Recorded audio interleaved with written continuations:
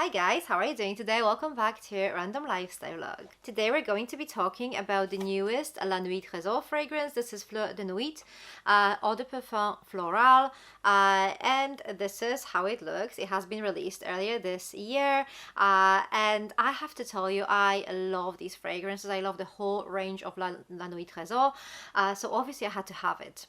So the first fragrance in this line, the original La Nuit Tresor, was released in 2015, and this was like a very interesting fragrance. It's quite like rich and complex. It has like a little bit of everything. It has lots of like gourmand notes.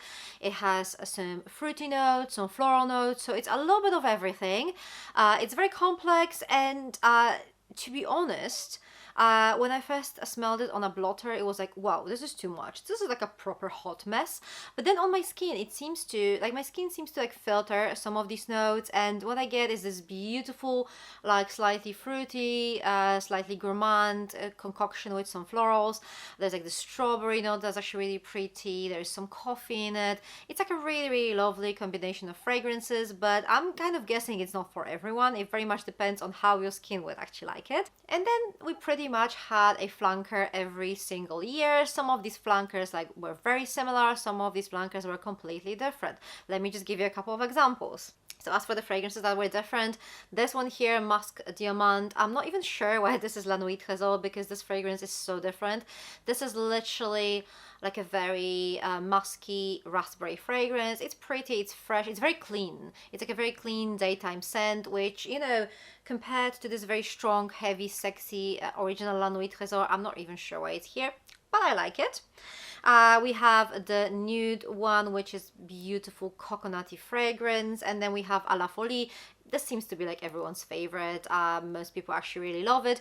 I don't really see much similarity between this fragrance and then the original La Nuit Tresor, but as I already said, my skin tends to filter some of the original notes, so I guess that's why they don't really smell that similar. There are similar notes, but to me the original one is very kind of like a fruity gourmand scent with some flowers. This one is more vanilla. It's more vanilla, and then I get some floral notes as well, but it's definitely focused on vanilla and tonka mostly. And then we also had some flankers that were quite similar to the original, but a little bit more simple, which is good in this case. It's actually quite good. They are more simple, they are more sophisticated, I would say. Probably a little bit better, in my opinion. That's just my opinion. I think if you love the original one, then that's great. I love it too, but I do feel like sometimes less is more. So these two flankers, this is Dante de Rose. This one is more focused on like rose.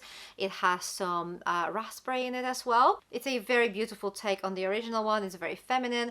And then we have the intense one, which has some cherry in it, and it has some almonds, so it's a little bit like in a sexier direction, but it's also really beautiful as well.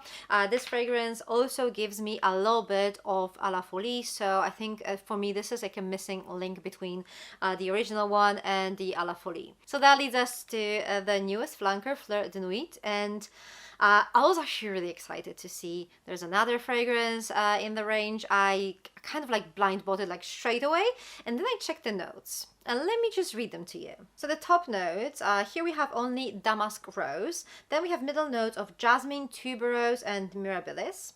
Then base notes of macchiato, whipped cream, and patchouli. So tell me, what's the first fragrance that comes to your mind when you hear that there's going to be coffee, some gourmand notes, and some florals? For me, it's Black Opium, like straight away. I don't know how about you, but it was so obvious. I was really hoping I wouldn't get Black Opium. And guess what?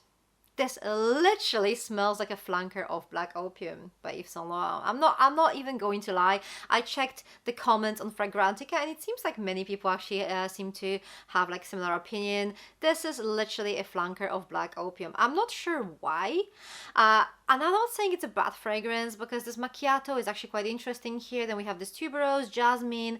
That's pretty. That is pretty. But why? All in all, I do see similarities to both the original fragrance and À la Folie. But I just can't get rid of this like Black Opium association. I think it's just so similar to Black Opium. It's literally a Black Opium flanker, and not the most unique at that. Like, honestly, I feel like there are black opium flankers that are better than this. Do you know what? If I had to like properly rank this fragrance, I'll probably say I prefer this one over the original black opium, but that's not like a massive success or anything, because I'm not a massive fan of the original black opium. But any of the flankers, I actually own 3 black opium flankers, and I prefer them over this fragrance. I definitely prefer them over this fragrance. And when it comes to the other La Nuit Tresor fragrances, unfortunately I have to say this is probably the most generic one and the least exciting to me. I kind of get the idea of macchiato and then those like really sophisticated florals. The idea was good, but it turned out to be like a black opium flanker literally. So let's try and sum this up. It is a nice fragrance in general. It does give me a little bit of, it does give me some of the original La Nuit Tresor. I do get a little bit of à la folie, but I mostly get black opium. So I'm not going to lie, if you're expecting something very unique in the La Nuit Tresor line, that's not going to be it. I kind of get the idea of this macchiato and sophisticated flowers like jasmine and tuberose, but it just did not really work as well as it should, I guess. Would I recommend it? I personally wouldn't. If you're curious, just go and test it out. But I feel like this fragrance is quite generic, and I feel sad saying this because honestly I love this whole range of fragrances. They are brilliant. Even the Musk Diamant, which I don't know why people hate it so much, I actually really like it. This one just, it's just okay. I'm going to keep it. I'm going to probably use it. But is it something I would purchase again? I don't think I would. I don't think I would. Okay guys, so this is everything I have to say about this fragrance. Have you tried it? If you have, let me know what you think about it. Thank you very much for watching. For more fragrance related content, check those videos over here. I'm going to see you very soon. Take care. Bye.